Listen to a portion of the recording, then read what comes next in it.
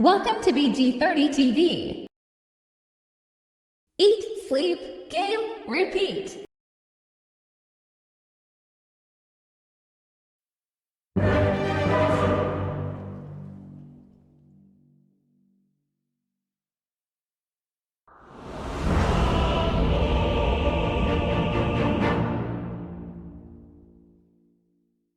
It's just so much constant pressure. That's why the lane is so strong. Whether you go the boar build or the axe build, a Hoodwink can use the tree bounce trick shot to just put pressure to enemy heroes when they're standing in the trees. You send axes on them and then you just keep doing it until they can't do it anymore. But of course, Chen's a bit of a wild card in this equation because it's mana burn. Yep. And that will make life harder over time for this family. Immediately takes over the boar. Satanic. Uh-oh. What? And Amar will find the first blood. So the safe lane already breaking down a little bit. Look at the mid lane, where I think this is probably the lane that is most important for both sides. How the Nature's Prophet and Monkey King do maybe in the lane isn't quite as important, but what they do outside of lane, right? The early rotations we're going to be seeing from both of these guys and how successful they are with those. Mapochka blocked off. He's going to die as well. Now they've staggered their deaths, so leaving each other isolated for a period of time. This does not feel good for Spirit. Break for the Wisdom Room. Oh, this is... I mean, Shaker's in theory really good at this because you can block off the entire slope if you're there very early. Yeah. He's not going to be there that early, but I think the Hoodwink might be too late. This is going to be kind of close. Oh, if he just fissures it now... Oh, he doesn't fissure, though. Now he'll see him. He's going to get it. He's going to get it by walking in and taking it. Poshka and Rue, the Wrath of Nature is going to go off. They will be able to get the kill in return, but the damage is already done. They have lost their Wisdom Rune. That is well worth it for crit. The thing about Viper against SF is, historically speaking, when these heroes lane against each other, Shadow Fiend was actually quite good against Viper because you had all the magic damage, and when these heroes were played mid, SF was one of the few heroes that could fight Viper early on before it became overwhelming. Yeah. But this way of playing Shadow Fiend is full right click, and you get Viper struck? Wrath of Nature gets used, catches Maureen. He's not able to jump away into the trees, and now he might be done for. He can't get the Jingu stacks, but Poshka is going to be blocked off. It's going to be a one-for-one trade-off, but the win for Spirit as they killed a core. Well worth it, for sure. Yeah, what do you think you do as SF when you get Viper struck in this patch? Like, if your build is always centered around having high attack speed and physical damage, then this is a kind of uncomfortable position to be put in. Yeah. Oh, Amar. He does have TP. Showing off his early force staff. It's good. He's gonna make it. Close call. He even bought a Fairy Fire, but didn't need it. Feed the trees. Ripping with 0 casualties. Skeeter also doing his patented Blink Dagger first build on Dragon Knight that, I don't remember who said it, but it was the Blink first on Dragon Knight. Yeah, don't only do that if you're Skeeter. Seems to be the only guy who really makes the safe lane carry early Blink Dagger heroes shine the most. Pochka slowed down. He's trying to get a snowball over the cliff area. Nicely played. He's still stuck though, and will be killed. I think that's an interesting point to bring up about why his Dragon Knight goes dagger and the others don't. And I think the main difference between Falcons as a team and the other ones is the way in which they play the map with the other cores, as well as snaking. You know, aggressive moves like Blink Dagger builds. Sure. Radiant's top tower. All right, finally Spirit will try to go to work here with the Axe Beast. This move needs to do something. It needs to work. They'll find Snay. It's not the best. Gonna roar him up. Maureen and Crit will watch on the sidelines as their 5 dies. Oh, this is going to be a trade. Amar, this is not good for Amar. He has Pike. Raises out. Okay. He does have a lot of regen. My goodness. Meanwhile, they did go for the fight in top lane. They're going to catch Laurel. So Amar doesn't die, forces a reaction. They kill the mid laner at top. That was the Aghanim's reveal, the roar used, and all they did was trade their mid laner for a 5. Yeah, that doesn't feel great. Oshka's gonna see Radiant Amar are now, though. scanning. Still trying for it, but he got the pike away before he could get caught by the bushwhack. You know, aggressive moves like Blink Dagger builds. Sure. Radiant's top tower All is right, under attack. finally, Spirit will try to go to work here with the Axe Beast. This move needs to do something. It needs to work. They'll find Snay. It's not the best. Gonna roar him up. Malrine and Crit will watch on the sidelines as their 5 dies. Oh, this is going to be a trade. Amar, this is not good for Amar. Yes, Pike. Raises out. Okay. He does have a lot of regen. My goodness. Meanwhile, they did go for the fight in top lane. They're going to catch Laurel. So Amar doesn't die, forces a reaction. They kill the mid laner at top. That was the Aghanim's reveal. The roar used, and all they did was trade their mid laner for a 5. Yeah, that doesn't feel great. Oshka's gonna see Radiant Amar are now, though. scanning. Still trying for it, but he got the pike away before he could get caught by the bushwhack. We're joining him here for some backup. The blink, no echo now. That was used in the top plate. Even just a blink enchant and a fissure make this play really Hard for this complicated. kill. They really want it. They're going to throw out the hoodwink damage, and it misses. Even if it landed, it wouldn't done enough. Laurel, he goes for a TP out. Okay, he's good. Everybody else going to make it? Nope. Nah, Skeeter's going to make sure they get something out of this one. The Blink Dagger Dragonite hits its mark once again. Malrine Should've run when you had put a in the coup de grace. Finish him off. This map is terrifying for the side of Spirit if they are not the ones making the first. Okay, this this would one be take a good. gate, running into 3 heroes, instant roar off. They are following this gate play, though. Malik has already used most of his kit, as has Laurel, so he is kind of stuck, though. The drums are only going to be able to do so much.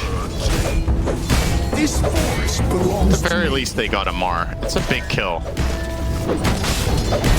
More trade not particularly favorable, if at all. Yeah, they got 2 for 1, and it turns out Malik, by getting that kill, ended up getting into a killing streak. Nice little bonus. And also, as a part of this play, Falcons get in position for Roche. Ooh. See the replay here. Having an Aghanim Scepter and a Beastmaster not being able to do the Roche. Not feel great. The Radiant lineup would love to do this in general. Gives purpose to Tusk. The carry SF likes to do it.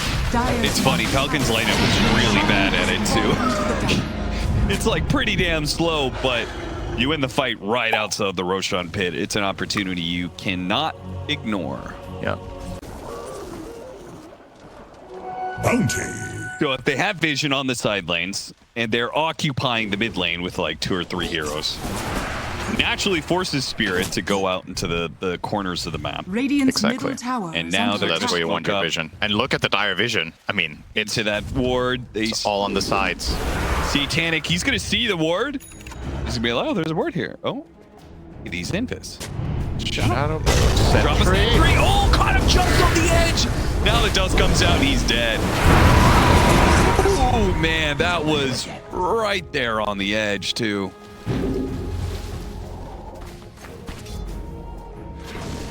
Clutch play from Crit. Dyer's courier They've has got been such hit. good catch too. Yep. Blink Dragonite, a Monkey King with Gleipnir, and an Earthshaker. Again, textbook stuff. They make the smoke play around the time that the Tormentor can spawn or will spawn. They find the one pick that they need to unlock this for free and they steal it, and now they go back to their own one.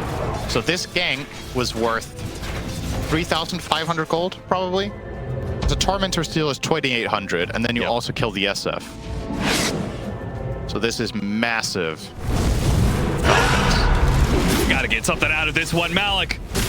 Finish off Crit. Do manage to get that kill. If they can get Skeeter as well, this would be really good. Falcons split up a bit too much.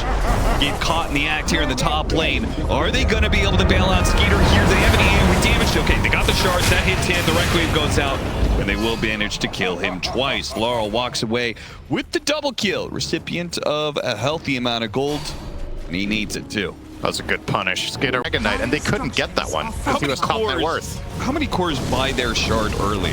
It's not too many. It's Monkey King is one of them. So this one going to him is so good. I think there's only really been 2, and I'm forgetting what the other one is. But we talked about it the other day. Monkey King buys his, and there's one more carrier. Yeah. Radiant's See bottom if I can tower find it is here.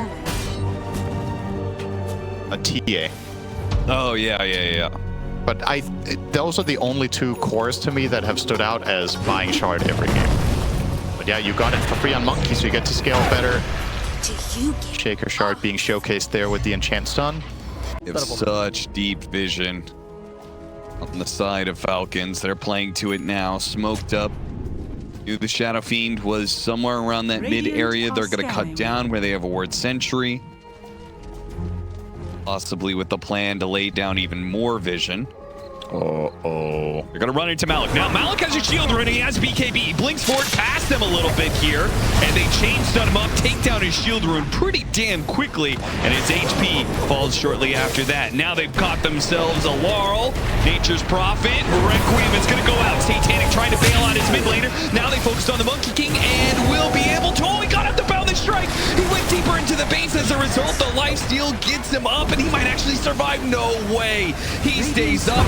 Satanic dies instead. Okay, that was unexpected indeed. Maureen lived in a 0-for-4 exchange once again.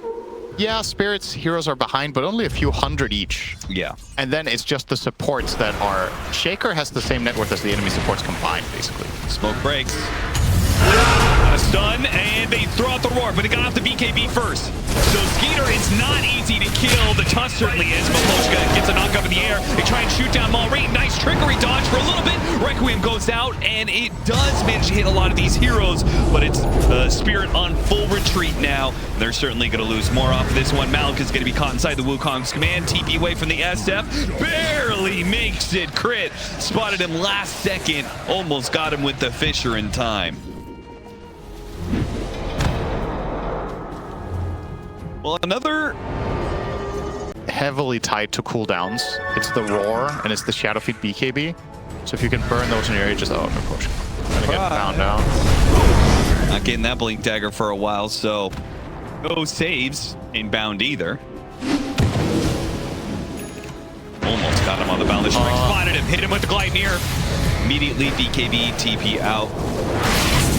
Guess the upside is Falcons do not have anything to pierce that. Wait, why did Maureen BKB? Did he think there was backup there? Radiant's courier has been killed. Huh. That's good. I don't know. That's a bit funny.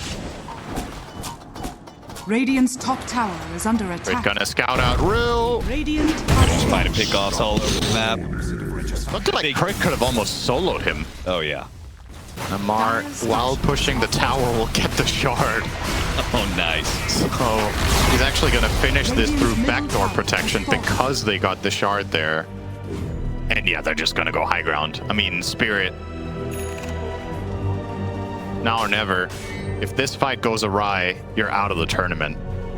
So gotta find some sort of good angle, but it feels very difficult. These 2 dragons just beating into the tower very quickly. Hoodwink combo gonna miss. Radiant's top Tower already gone. They get the break onto the Dragonite, so Satanic tries to swing a little physical damage at him. Mar swings back. Taking buildings quickly. Team Spirit just picked up this BKB on Laurel, and they can't even seem to use it. He just goes... Oh, no! He's gone! Gets off his BKB roar, but he has to use that roar to get back to the fountain. The Gleipnir goes out, hitting Maposhka. Maposhka. Oh no, Laurel, what was that? He just walked in, didn't pop BKB, got fissured and died, and he just bought out. Yeah, he bought his BKB, he didn't even get to put it to use. They end up roaring for nothing. I mean, this is megas, right? Like, how are you doing anything now? You spent these key cooldowns, you're even gonna bleed heroes too. Continue to bleed out with the long range poke that they have between the Boundless Strike and the Fisher. They can just kind of hit you.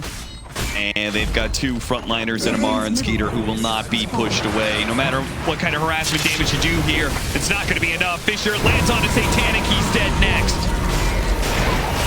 It is just done, it seems, for Spirit. They Radiant's bottom tower just is seem under broken attack. at this point in time. Falcons destroyed them in game number 1, and game 2 is going to be Radiant's even bottom faster. tower has fallen.